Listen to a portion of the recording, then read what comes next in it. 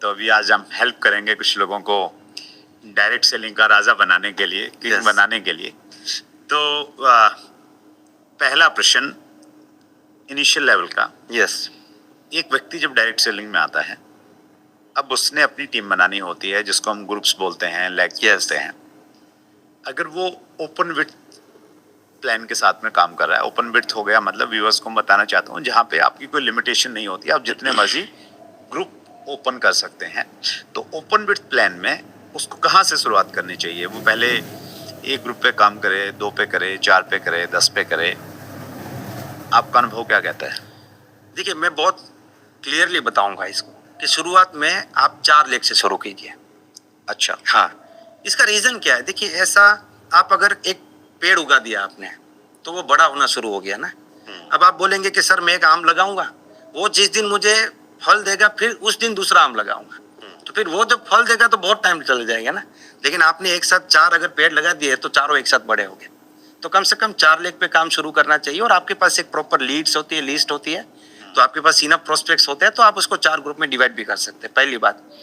दूसरी बात है कि इसका मतलब ये नहीं कि आप 30-35 लेग खोल दीजिए, ठीक है ना। 30-35 लेग खोलने का मतलब है कि आपने डायरेक्ट सेलिंग को नहीं समझा है, आपने अपने प्लान को ही नहीं समझा है, कि आपको अपना प्लान नहीं पता है कि आप यहाँ पे देखिए, पौधा लगाना ये अंत नहीं है। पौधा लगाने से शुरुआत होती है, फिर उसको पेड़ बनाना होता है ना, फिर उनके जब पेड़ बनेंगे तो फिर जंगल बनने की शुरुआत होती है, राइट। ठीक है, तो लोगों को सिर्फ जोड़ना या फिर सिर्फ एक ग्रुप स्टार्ट करना या एक लेग स्टार्ट करना ये नहीं है, वहां से फिर उसको डेवलप भी करना है। तो 4 से शुरू करें। वहां पे जब लोग इंडिपेंडेंट होते हैं, खुद से प्लान दिखाते हैं, रिस्पॉन्सिबिलिटी उठाते हैं, आपको लीडर्स या की पीपल मिलते हैं, then you can go for the 5th and 6th leg also. तो मेरा ये सजेशन है कि कम से कम 4 लेग से शुरू करना चाहिए। मैं आपकी बात से पूरी तरह से सहमत हूँ चेतन सर। इनफैक्ट हमारे मेहमान थे डॉक्टर कमलकांत वशिष्ठ, जिन्होंने डायरेक्ट सेलिंग में PhD किया है और अभी सोलर यूनिवर्सिटी में बच्चों का MBA और BBA डायरेक्ट सेलिंग करवा रहे हैं। तो उनका ये मानना है कि इंटरनेशनल एक स्टडी है जो ये कहती है कि एक टाइम पे आप 4 लेग्स पे 4 ग्रुप्स को ही आप ड्राइव कर सकते हो। 4 से ज़्यादा अगर आप करेंगे जो आप पे डिपेंडेंट है तो फिर आपको दिक्कत होगी। लेकिन मेरा प्रश्न ये है, यहाँ पे कुछ कंपनीज में या कुछ टीमों में एक कल्चर होता है कि भाई 2 पे ही काम करना है, या कुछ ऐसा कल्चर रहता है कि यार वो पहले 3 महीने एक पे ही काम करेंगे। अपलाइन बोलता है कि यार एक को ही बिल्ड कर, तो पहले अभी दूसरी तूने खोलनी ही नहीं है, और कहीं ना कहीं फिर बाद में उसकी दूसरी भी नहीं चल पाती है, तीसरी चल ही नहीं पाती है, उसको लगता है यार तीसरी खोलना तो मतलब ये हो गया कि ये तो मतलब हिमालय की चोटी पे चढ़ने वाली बात है, खत्म हो गया। आप नहीं, उसका माइंडसेट भी होता है कि नहीं होगा ही नहीं मेरे से। तो जहाँ उस प्रकार के कल्चर बने हुए हैं, तो क्या उन कल्चर्स को तोड़ना चाहिए? और अगर तोड़ें तो सब लोग वैसा ही कर रहे हैं आजू बाजू में, फिर आदमी कैसे करे? देखिए, पहली चीज ये है कि अगर कोई अपलाइन अपने हार्ट लाइन को, अपने टीम को ये सिखा रहा है कि एक ही लेग पे काम करो, तो वो गलत चीज है।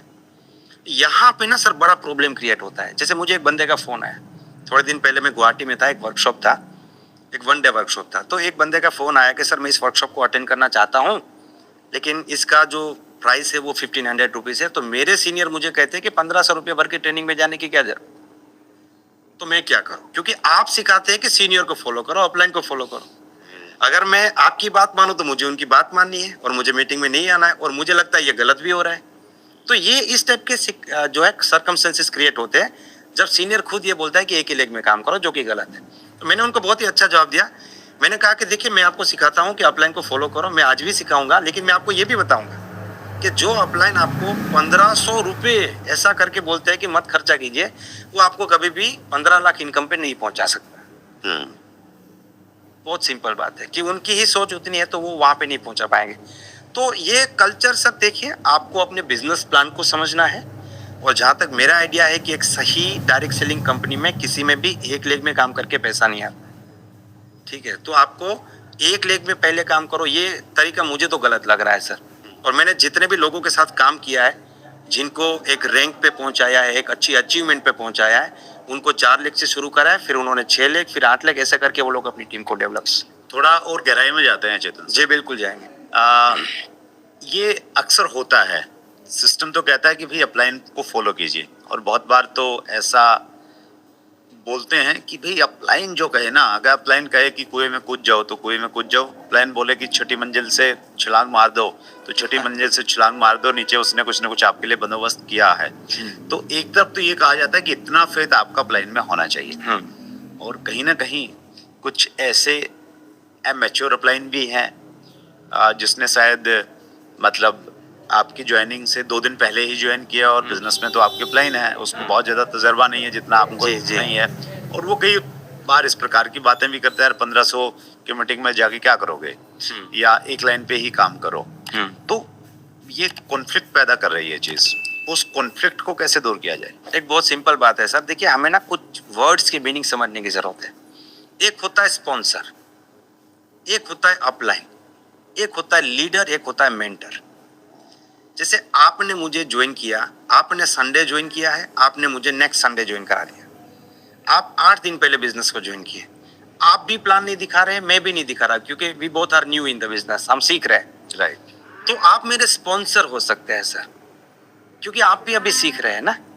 अपलाइन कौन है? जो इस बिजनेस को लेके सीरियस है, जिसको सारी टेक्निकल चीजें पता है, जो प्लान दिखा सकते हैं, प्रोडक्ट्स के बारे में जानते हैं, सिस्टम के बारे में जानते हैं, जो इस बिजनेस को सीरियस है, ठीक है, वो हो गए अपलाइन। कई बार ऐसा हो सकता है कि मेरा स्पॉन्सर ही मेरा अपलाइन है। मान लीजिए एक पर्सन है जो 50,000 अर्न करने, उन्होंने किसी को ज्वाइन करा दिया, तो इन दैट केस स्पॉन्सर और अपलाइन एक ही है, ठीक है। फिर एक हो गए लीडर। लीडर मतलब वो पूरे के पूरे एरिया को, उस टीम को लीड कर रहे हैं, वो मीटिंग्स ऑर्गेनाइज कर रहे हैं, ट्रेनिंग्स ऑर्गेनाइज कर रहे हैं, सेमिनार्स ऑर्गेनाइज कर रहे हैं, ये हो गए लीडर। एक हो गए मेंटर, जिनके जैसा आप बनना चाहते हैं। तो ये कंफ्यूजन, जैसे आपने बोला ना कि वो 2 दिन पहले जुड़े हैं, वो भी तो मेरे अपलाइन है, वो आपके स्पॉन्सर है सर, ये मुझे समझना पड़ेगा। तो यहाँ पे अपलाइन को फॉलो करो, सही अपलाइन को फॉलो करो, ठीक है, एक्टिव एंड ग्रोइंग जो हम बोलते हैं। यस, सही अपलाइन को। और यहाँ पे मैं सारे व्यूअर्स को एक बात क्लियरली बताना चाहता हूँ कि देखिए, कई लोग मुझे फोन करते हैं कि सर मैं आपका बहुत बड़ा फैन हूँ। मैं बोलता हूँ मत बनो, don't be follower, be student. अगर आप मुझे कहेंगे ना सर मैं आपका स्टूडेंट हूँ, मुझे बहुत अच्छा लगेगा, क्योंकि जब आप फॉलोवर बनते हैं ना, तब आप सोचने की शक्ति को साइड में रख देते हैं। आप सोचते नहीं है, सिर्फ फॉलो करते हैं। जैसे आपने कहा ना कि भाई 4थे माले से कूद जाओ, तो उसके बदले जब आप स्टूडेंट बनते हैं ना, तब आप दिमाग को भी यूज करते हैं और सही चीजों को फॉलो करते हैं। तो मुझे लगता है स्टूडेंट बनना चाहिए, फॉलोवर नहीं बनना चाहिए।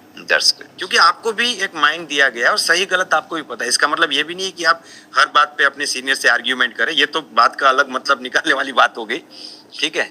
लेकिन जो आपने कहा ना कि भाई कूद जाओ, तो मुझे लगता है फॉलोवर नहीं बनना चाहिए, स्टूडेंट बनना चाहिए। That's great. कॉमन सेंस हमेशा Yes, इस्तेमाल yes. करनी चाहिए। Yes. That's great.